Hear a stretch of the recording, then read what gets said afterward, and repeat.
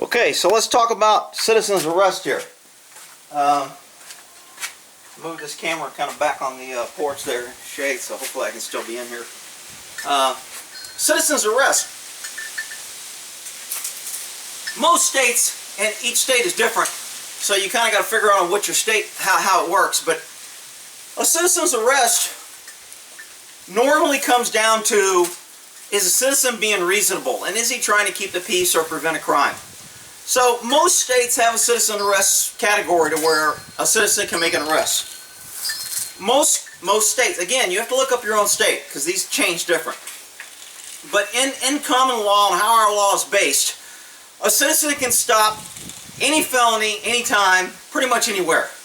If you think a felony is going down, you have a right to act and effect an arrest. So, if a guy's robbing a bank, you don't have to be a cop to stop him. If he's next to you, you can grab his gun, throat punch him, kick him in the groin, shoot him in the neck with your gun. You're going to be covered because he's robbing a bank, he's committing a felony. Now, do you know it's a felony?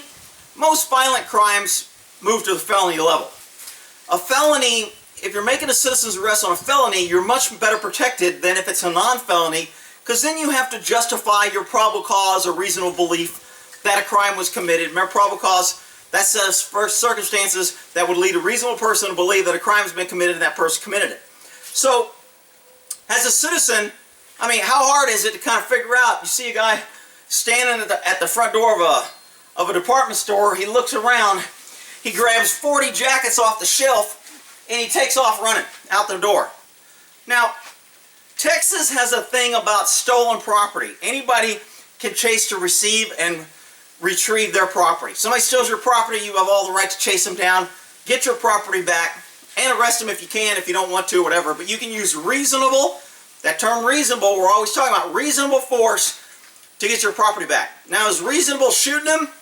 Deadly force is one of those things that as a citizen, you can't use deadly force to enforce a law where a cop can, but you can always use deadly force if you're in fear of your life, if you're protecting your life.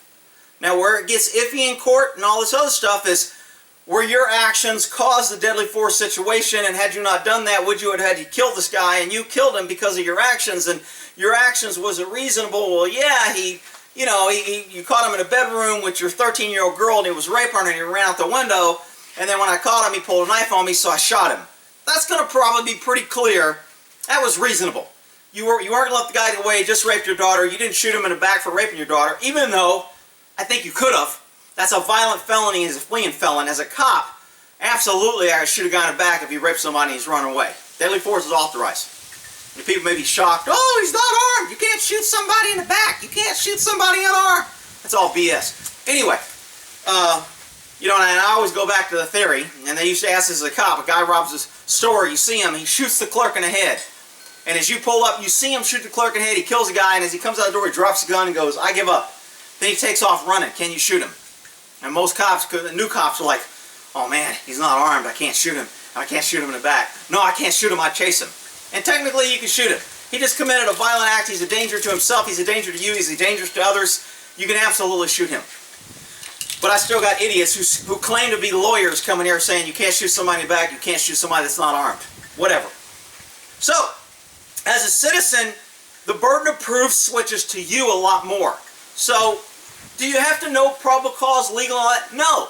You have to be able to reasonably explain, and the court's going to look at it, does this sound reasonable?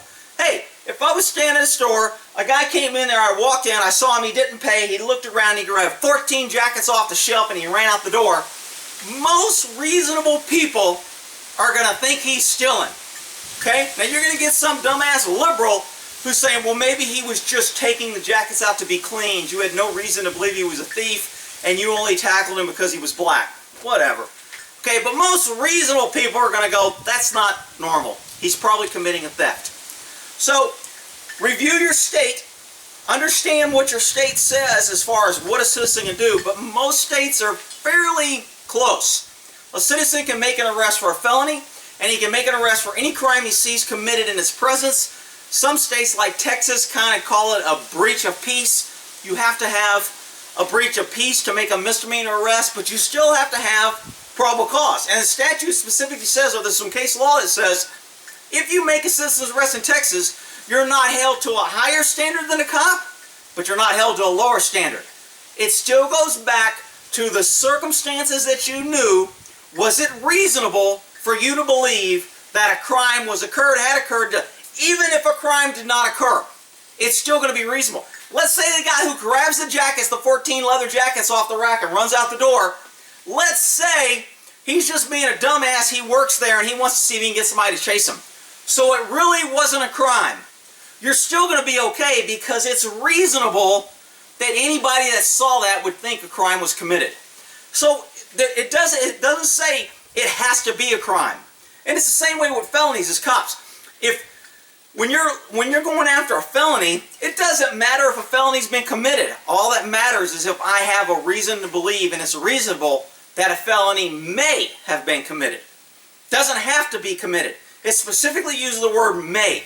In legal terms, when they use may or shall, those are big key words. That's kind of like, hey, if the law says you shall do this, that means they're making it mandatory. If they say may, they're leaving the wiggle room. So on serious crimes and serious issues, they'll use the word shall. And then on other crimes, they'll use it. And that's in California. Other states may use different words. Texas is big on the actor. They use the word the actor a lot in the penal code. California doesn't use that a lot. But each state is different. Each state normally has some sort of citizen's arrest policy.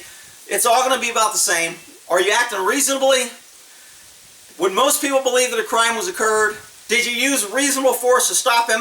If you put your hand on the guy and he stops, that's reasonable.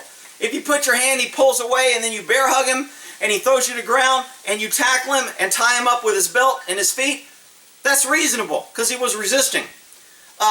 If he steals a candy bar, and you pull out a gun and say stop, and he runs and he shoots him, that's not reasonable. So you're still going to be held to the reasonableness standard if you're making a citizen's arrest.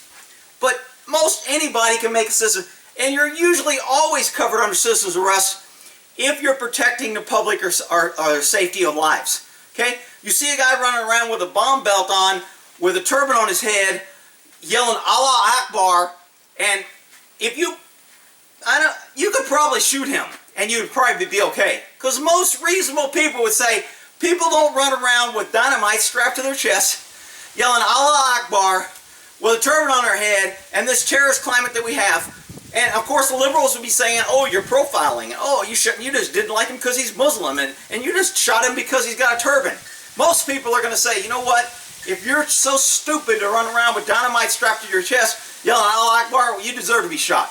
And of course you're going to get some liberal court like the Ninth Circuit out of California.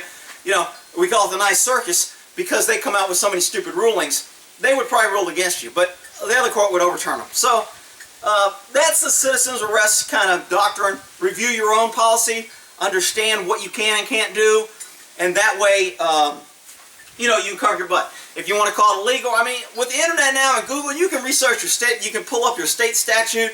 If you put your state, if you live in Oregon, you put Oregon citizen's arrest on Google, you're going to get a lot of hits, and you can probably read some case law. You'll probably be able to read the statute. If you got any questions about the statute or confusions, put them in the comments, and I'll try to get to them. Hopefully you can hear me. I don't have to hear people yelling at me about, you need to get foam for the microphone. Don't film in the wind. It's too windy. Film inside. Blah, blah, blah, blah, blah. All right, well, later.